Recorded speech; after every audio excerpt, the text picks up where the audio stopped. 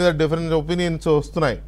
ఏది ఇది ఫేక్ అని లేకపోతే ఇంకోటని. అసలు సత్తా బజార్లు చేస్తాయా అనేది ఒకటైతే, ఇక్కడ మనకి ఫలోడి సత్తా బజార్ ఇది కాంగ్రెస్ కూటమికి 246, బీజేపీ కూటమికి 253 సీట్లు ఇస్తోంది.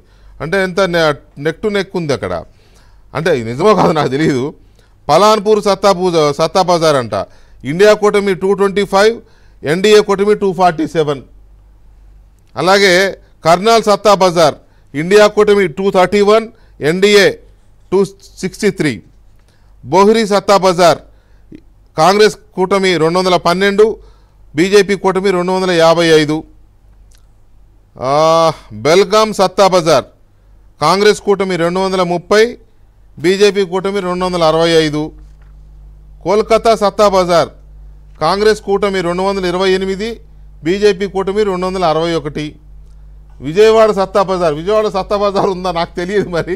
విజయవాడ సత్తా బజార్, కాంగ్రెస్ కూటమి 237, బీజేపీ కూటమి 251. ఇండోర్ సరాఫా సత్తా బజార్, ఇండియా కాంగ్రెస్ కూటమి 180, బీజేపీ కూటమి 283. అహ్మదాబాద్ చోకాబార్, కాంగ్రెస్ కూటమి 193, బీజేపీ కూటమి 270. సూరత్ బజార్, కాంగ్రెస్ కూటమి 186, బీజేపీ కూటమి 282. కంక్లూజన్ ఏంటంటే ఆల్ 10 బిగ్ సత్తా bazaars projecting a tough contest between Congress and BJP now, while few giving edge to both. So Ravi గారి సత్తా బజార్ల గోలేంటి, ఇది ఫేక్ కరెక్ట్గా తెలియదు, నాకైతే తెలియదు, మీకు తెలిస్తే అది చెప్పొచ్చు. అది కూడా దాంతోపాటు సత్తా బజార్లు కూడా ఇలాంటివి చేస్తాయా? హౌ ఫార్ అవి రిలయబుల్? అసలు ఎలా ఉందంటే చిలకలూరుపేట మార్కెట్ తోటి విజయవాడ బెంజ్ సర్కిల్ లో ఒక రేటు, కాళేశ్వరరావు మార్కెట్ లాగా వాళ్ళకి నచ్చినట్టుగా వాళ్ళు ఎవరు పడితే ఇప్పుడు ఇందాకలే మనం మాట్లాడుకున్నాం. పెద్దలు పుల్లారావు గారు కానీ, విక్రమ్ పోలా గారు కానీ, పట్టాభి గారు కూడా చెప్తూనే ఉన్నారు. మార్కెట్ లో ఒక ఇన్ఫర్మేషన్ వచ్చిందంటే దాన్ని చిలవల పొలవలుగా చేసి ఎడిట్ ఆప్షన్లు పెట్టి వందల కొద్ది ఏజెన్సీలు నచ్చిన డేటాని నచ్చినట్టుగా ట్వీక్ చేసుకుంటూ పోతాయి. సెంట్రల్ ఇంటెలిజెన్స్ బ్యూరో డేటా అని చెప్పి ఒక డేటా కూడా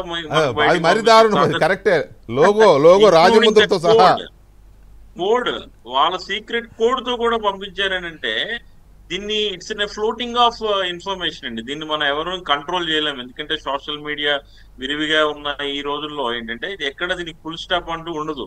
మనం అర్థం చేసుకోవాల్సింది అయితే ఏంటంటే 100 కోట్ల మంది ప్రజల అభిప్రాయాన్ని వ్యక్తపరిచే ఎన్నికల ప్రక్రియ, ఒక డెమోక్రసీని సత్తా బజార్ మార్కెట్లు, బెట్టింగ్ మాఫియాలు వీళ్ళు కంట్రోల్ చేస్తూ పలానా వాడు గెలుస్తాడనేది ఒక సైకలాజికల్ గేమ్ చెప్పడం అనేది చాలా నిజంగా హానికరమైన విషయం. ఇది ప్రొఫెషనల్ రవి గారు మీరు అర్థం చేసుకుని చాలు.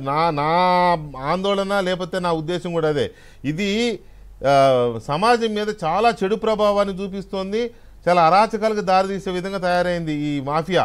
ఆ సత్తా బజారా లేకపోతే ఇప్పుడు దాకా మనం చర్చించిన